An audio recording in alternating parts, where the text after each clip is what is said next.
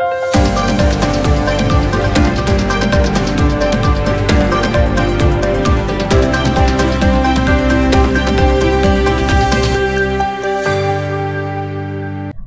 शंखनाद न्यूज चॅनलच्या बातमीपत्रात आपल्या सगळ्यांचं स्वागत आहे। सुरुवातीला पाहणार आहोत मुख्य बातम्या।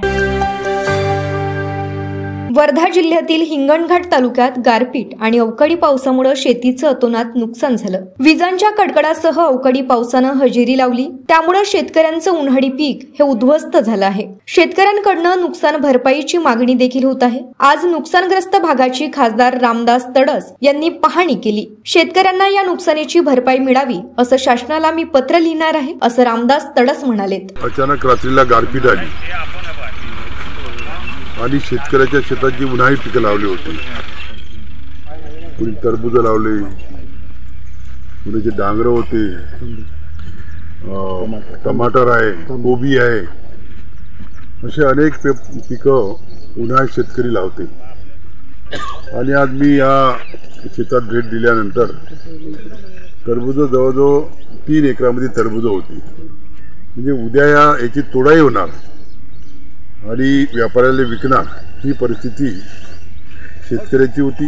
पण अचानक रात्री गारपीट आल्यामुळे पूर्ण त्याचं नुकसान झालं। जवळजवळ 10 लाखाच्या वर त्या शेतकऱ्याचं नुकसान झालं। त्या शेतकऱ्याला भरपाई मिळावी त्या दृष्टीने मी शासनाला एक पत्र लिहिणार आहे। मुख्यमंत्र्यांसोबत सध्या बोलणार आहे की उन्हाळी पिकं जी आहेत त्यांचा सुद्धा विमा काढला पाहिजे।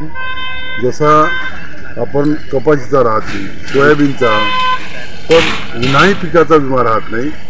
तो जर विमा राहिला तर शेतकऱ्याला फायदा होऊ शकतो, त्याला मदत मिळू शकते। आज या ठिकाणी जे शेतकऱ्याचं नुकसान झालं, मी एडीओला फोन केला, पटवारी पाहून गेला। अजून एक टीम या ठिकाणी पाहण्याकरता येणार आहे आणि यांचा सर्वे होऊन यांना कशी मदत करता येईल हे शासनदारी आता ठरणार आहे। यावेळी रामदास तडस यांनी तात्काळ पंचनामे करण्याचा आदेश दिला आहे।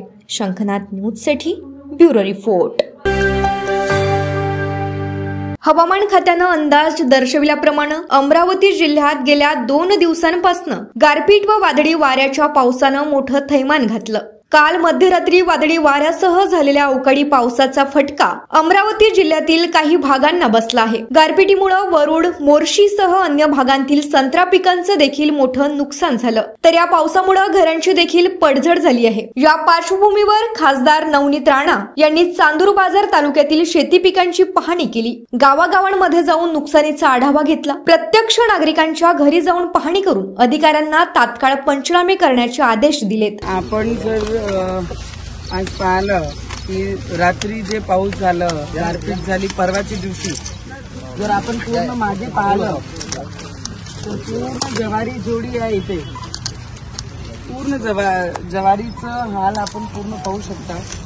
आणि ज्वारी गेलं, पूर्ण संत्राचे झाडं पडले, झाडं गेले, पूर्ण बोडातून गेले, आंबा गेले, कांदे जे आहे सगळ्यात जास्त दर्यापूर या पट्ट्याच्या अंजनगाव भागात आणि चांदूर बाजारच्या भागात ते कांदेही सुद्धा गेले, गहू सुद्धा गेले। आणि आज आपण पाहू शकतो आणि मी सुद्धा पंचनामेसाठी कलेक्टर सोबत, प्रधान सचिव यांच्या सगळ्यांसोबत, आपण सेक्रेटरी सोबत बोललो आहे की लवकरात लवकर यांना काय मदत करता येईल सरकारकडनं ते आपण केलं पाहिजे। पण अतिशय दुःख वाटत आहे की एवढी चांगली ज्वारी असताना सुद्धा आज यांचे शेतकरी अमोल भाऊचं शेत आहे आणि त्यांच्या हाती काहीच लागणार नाही, कारण की जे ज्वारी आहे पूर्ण काळी पडत आहे आणि या पद्धतीचं त्याचं पूर्ण प्रकार झालेला आहे। मला वाटतंय माझी सरकार, आमच्या सरकार सोबत आपण बोललो ऑलरेडी सीएम साहेबांसोबत आणि डेप्युटी सीएम साहेबांसोबत, त्यांना विनंती सुद्धा केली आहे की लवकरात लवकर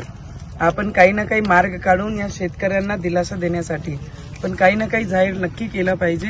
त्या कारणाने या शेतकऱ्यांचं मरण होईल नाही आणि जे भविष्य त्यांचं ते सुरक्षित झालं पाहिजे। या पद्धतीने पूर्ण शेताचे शेत खराब झालेले आहे, संत्र्यांचे हालही तशीच परिस्थिती झालेली आहे, आंब्याची परिस्थिती तशीच झालेली आहे। कांदे, काल तर मी अक्षरशः पूर्ण कांदे पाहिले होते दर्यापूर अंजनगावच्या मधातमध्ये सुद्धा की पूर्ण भरून आणि कापून ते शेतात पडले होते आणि तेव्हाच पूर्ण पाऊस आला आणि पूर्ण नुकसान तिथेही झालं आणि चांदूर बाजार तालुक्यामध्ये सुद्धा आणि या पूर्ण मोठ्या पट्ट्यामध्ये, या पट्ट्यामध्ये त्याच पद्धतीने नुकसान झालं आहे। तर माझी विनंती आहे आमची सरकारला सुद्धा की लवकरात लवकर शेतकऱ्यांना दिलासासाठी लवकरात लवकर यांची मदत मिळावी.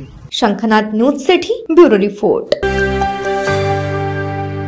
बुलढाणा जिल्ह्यात घाटाखालील काही तालुक्यात मंगळवारी सोसाट्याच्या वाऱ्यासह जोरदार वादळी पाऊस झाला. काही ठिकाणी प्रचंड गारपिटीनं शेतपिकांचं नुकसान झालं. खामगाव तालुक्यातील ढोरपगाव, वडजीभेंडी, बेलखेड, कवडगाव, अंबरगड, चिचखेड, काडेगाव, दिवठाणा, वरणा, रोहणा, निमकवडा या परिसरातील पिकांचं अतोनात नुकसान झालं. मंगळवारी दुपारी अचानक गारपीट, सोसाट्याच्या वाऱ्यासह पावसाने हजेरी लावली. त्यामुळे मका, ज्वारी, कांदा, गहू, केळी बागांचं नुकसान झालं. गहू, ज्वारी, मका सोंगणीला आलेला आहे. काही शेतकऱ्यांची सोंगणी आटोपली असून बहुतांश शेतकऱ्यांची सोंगणी बाकी आहे. 8 दिवसांत पीक घरामध्ये येणार होतं, मात्र त्यापूर्वीच झालेल्या गारपिटीनं शेतकऱ्यांच्या तोंडचा घास हिरवला. शेतकरी व फळ उत्पादक चिंतेत पडले आहेत. त्यामुळे उत्पादनात घट येणार आहे. मी ज्ञानेश्वर पुंजाई वाघ वरणा शिवारातून बोलत आहे. आमच्या इथे काल अचानक झालेल्या पावसामुळे खूप प्रचंड प्रमाणात नुकसान झाले. मका, ज्वारी, केळी, कांदा या सर्वच पिकाचे अतोनात नुकसान झाले. पहिले कापूस आणि सोयाबीनला भाव नसल्यामुळे तेही घरात पडेल आहे. तरी सरकारनं आमच्या पिकाचे तात्काळ पंचनामे करून लवकरात लवकर मदत करण्यात यावी ही आमच्या शेतकऱ्यांकडून अपेक्षा आहे. गारपीट झाली होती. गारपीट पण झाली, वारा उदान पण होतं आणि पाणी झालं. पिकाची अवस्था काय झालेली आहे? पिकाची अवस्था डायरेक्ट जमीन दोस्त झालेला आहे. पीक काहीच कामाचं नाही. पावसाला सुरुवात झाली आणि गार त्याच्यात लिंबाएवढी गार पण होती. त्यामुळे माझ्या शेतातील कांदा हा अक्षरशः झोपला, जमीनदोस्त झालेला आहे. आजपर्यंत त्याला खर्च कमीत कमी 60-70 हजार रुपये खर्च आलेला आहे. तरी शासनाने त्याचे त्वरित पंचनामे करून जाहीर मदत करावी. काढणीला आला होता, आता पूर्ण तो असा म्हणजे काढणी जायचा राहिलाच नाही. त्यामध्ये वास सुटला त्याचा. सोयाबीन काय 43 रुपये चालू आहे, कापूस 6,000 6,500.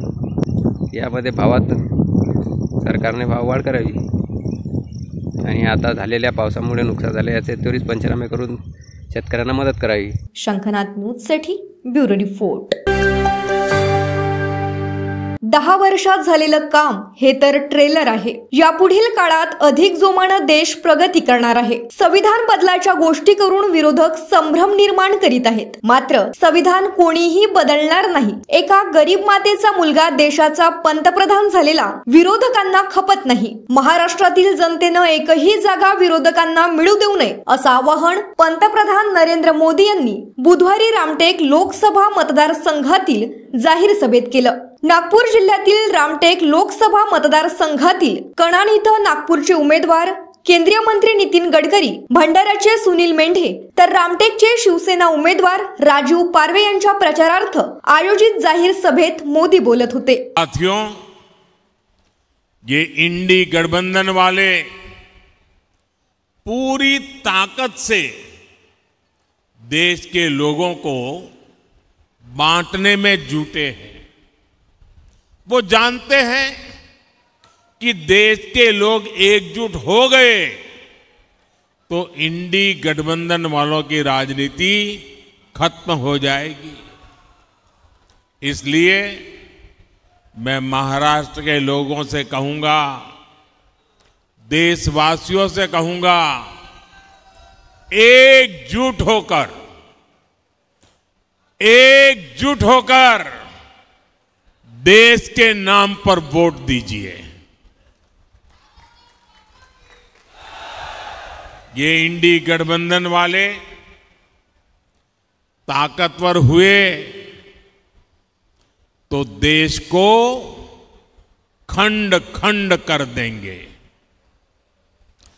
आज भी ये एक समाज को दूसरे समाज से लड़ाने में कोई कसर बाकी नहीं छोड़ रहे. आज भी ये भारत की संस्कृति को निशाना बनाना, उसका कोई मौका नहीं छोड़ते.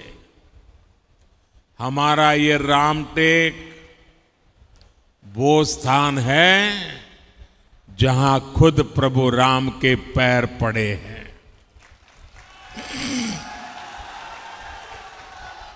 इस बार रामनवमी पर अयोध्या में हमारे लाल रामलला टेंट में नहीं, भव्य मंदिर में दर्शन देंगे।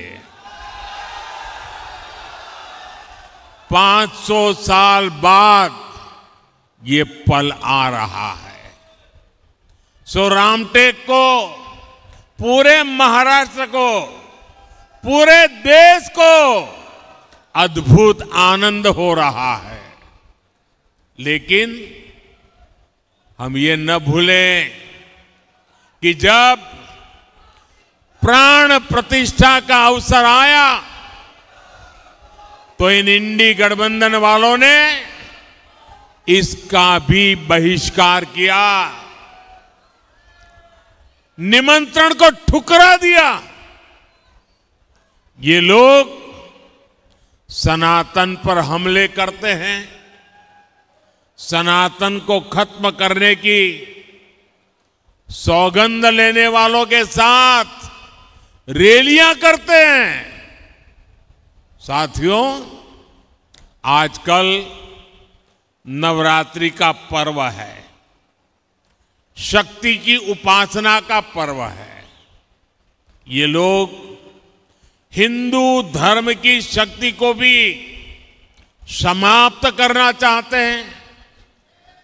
आप मुझे बताइए, क्या ऐसे इंडी गठबंधन वालों को महाराष्ट्र में एक भी सीट जीतने देंगे? एक भी सीट जीतने देंगे? उनको इनके पापों की सजा मिलनी चाहिए कि नहीं मिलनी चाहिए? ये चुनाव में वोट देकर के उनको सजा देंगे कि नहीं देंगे? साथियों, भारतीय जनता पार्टी, शिवसेना, एनसीपी, ये सब मिलकर के आज आपके पास आए हैं। आपका एक एक वोट इनको जिताने के लिए तो है, लेकिन उनको सजा देने के लिए भी है।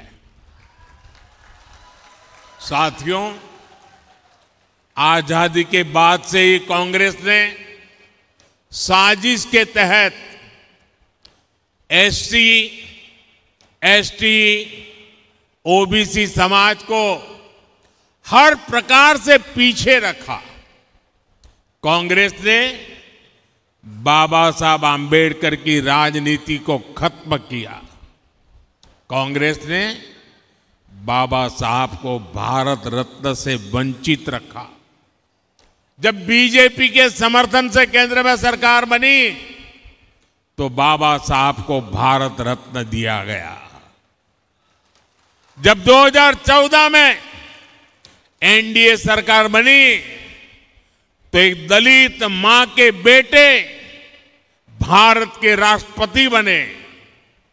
जब 2019 में फिर एनडीए सरकार बनी तो एक आदिवासी मां की बेटी पहली बार देश की पहली नागरिक राष्ट्रपति बनी। एनडीए सरकार में हमने रिकॉर्ड संख्या में ओबीसी समाज से मंत्री बनाए। साथियों, ये एनडीए सरकार है जिसने ओबीसी कमीशन को संवैधानिक दर्जा दिया। ये एनडीए सरकार है जिसने मेडिकल की पढ़ाई में ओबीसी के लिए आरक्षण तय किया। एनडीए सरकार थी जिसने अलग आदिवासी मंत्रालय बनाया। 10 वर्षों में आदिवासी कल्याण का बजट 5 गुना बढ़ा है।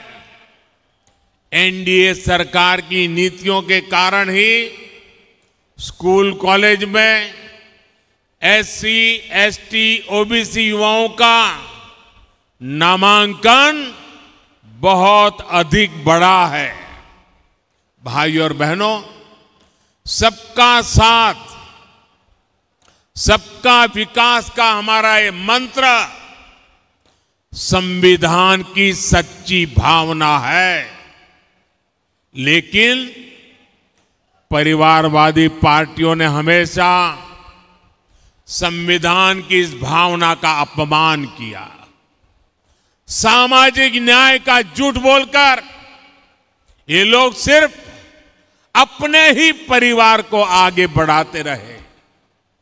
इन लोगों के राज में दशकों तक एससी, एसटी, ओबीसी परिवार मूल सुविधाओं से वंचित थे। गरीब को सुविधाओं देने का काम, उसकी चिंता कम करने का काम ये गरीब मां के बेटे मोदी ने किया है।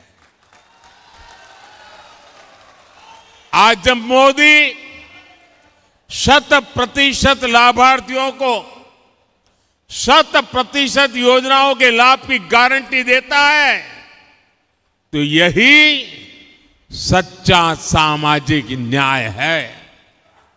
यही सच्चा सेक्युलरिज्म होता है, क्योंकि उसमें भेदभाव की कोई संभावना ही नहीं बचती। उसमें जो हकदार है वो छूट नहीं जाता। 100% लोगों को उसका हक का जो लाभ है उसे पहुंचता है, और उसके कारण भ्रष्टाचार की दुकान भी बंद हो जाती है। गरीब को पक्के घर देने की गारंटी हो, मुफ्त राशन देने की बात हो, मुफ्त इलाज की बात हो, टॉयलेट, बिजली, पानी, गैस कनेक्शन की गारंटी हो, मोदी की इन गारंटियों के बहुत बड़े लाभार्थी एससी, एसटी, ओबीसी परिवार ही है। जिन आदिवासी बाहुल्य जिलों को पहले पिछड़ा मानकर छोड़ दिया गया था, 10 वर्षों में वहां विकास की नई आशा जगी है। इसका परिणाम यह है कि 25 करोड़ देशवासी गरीबी से बाहर निकले हैं।